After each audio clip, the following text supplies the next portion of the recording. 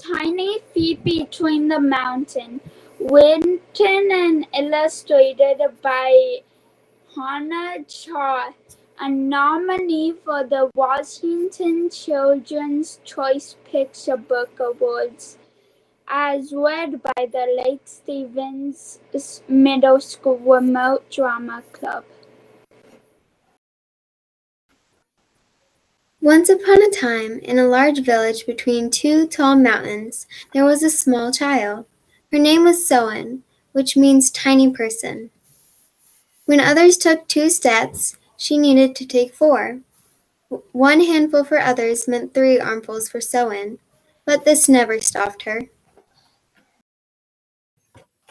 The people in Soen's village often competed to see who was the strongest and the loudest. They even boasted that they were bigger and more fearless than the spirit tiger, rumored to protect the surrounding mountains and forest. Soen would study the other villagers and complete each task in her own way. How can someone so tiny keep up? The villagers would whisper to each other, but still Soen refused to give up. One morning, the villagers woke up to find the sky was filled with thick black smoke and red embers. The thunder boomed and echoed between the mountains, and the sun was nowhere to be seen. The chieftain asked for a volunteer to go into the mountains and see what had made the sun disappear. The crowd was silent. When still no one spoke up, Soen took a deep breath in. "Sir, I will go."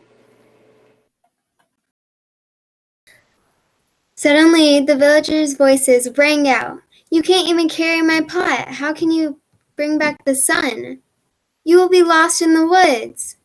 Soen was startled by the outbursts, but then she calmly folded up her sleeves and tightened her braid. The brave little girl knew she had to try. She ran home to pack her pink bojaggi full of her supplies for her journey.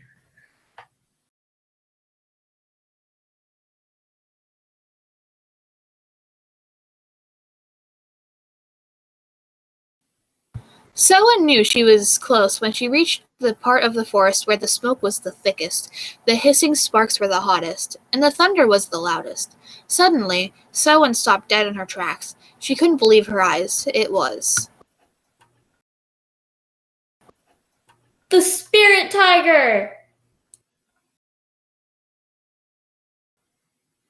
Soen took a step back. She only ever heard stories about the great spirit tiger. She noticed heavy tears dripped from the tiger's eyes, and his fur was covered in crackling flames. Looking up, she dared to ask, "Great spirit tiger, what is the matter?" "I am the protector of the mountains and forests, so I wanted to rule the sky too. I chased the sun with all my might, but when I opened my mouth to roar, I accidentally swallowed it. Now the sun is angry and trying to burn me up from the inside," the tiger wheezed. "Let me help you," Soen said. He pulled away. "You are a mere tiny child. What can you do?" The tiger sounded as doubtful as the villagers, but surely he was wrong about her. "I can help," she said. Soen took out the bottles from her bojaggi. She sprinkled the water on his fur, but there were too many flames to put out. remembering the river, she guided the tiger there. But when they got close, the flames on his fur dried up the water. Soen tried blanketing the first with mud instead, but it was no use. Maybe the villagers and the spirit tiger are right. Maybe there is nothing I can do. Soen sighed sadly. I cannot keep up with the flames on the outside.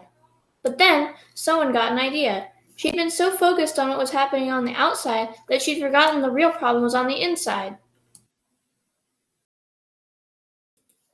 Spirit Tiger, please hold still.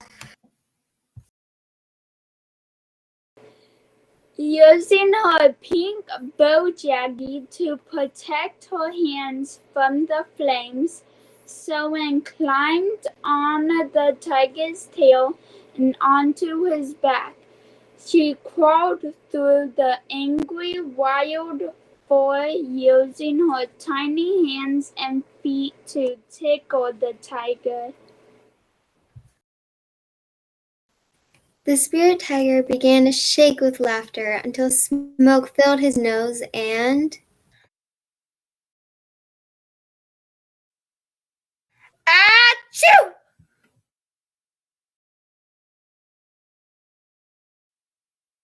Losing her footing, Sowen began to fall. But the tiger caught her small body in his large paw, his eyes twinkling like the stars. He roared with delight. I can't believe it! You did it! Thank you for your help. Come on, let's bring you home. Down in the village, Sowen could see the people scrambling and yelling with fear at the sight of the spirit tiger. They suddenly looked very tiny.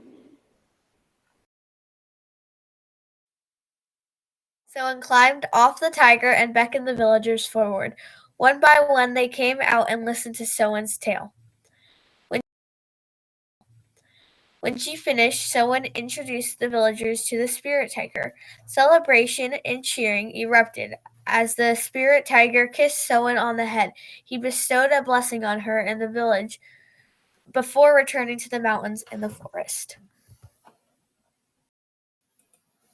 From that day forward, the villagers were kinder towards Sowen, and she was known as the greatest of them all. Author's note. Long ago in Korea, tigers used to roam freely between the mountains and the villages. People would fear the tigers, but at the same time, they saw tigers as a symbol of respect, strength, and dignity. Tigers constantly appeared in Korean stories and images, sometimes as deities, sometimes as threats.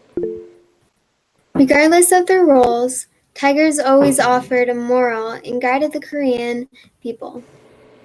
Many Koreans believed that their country was shaped like a tiger and that their spirit animals were tigers.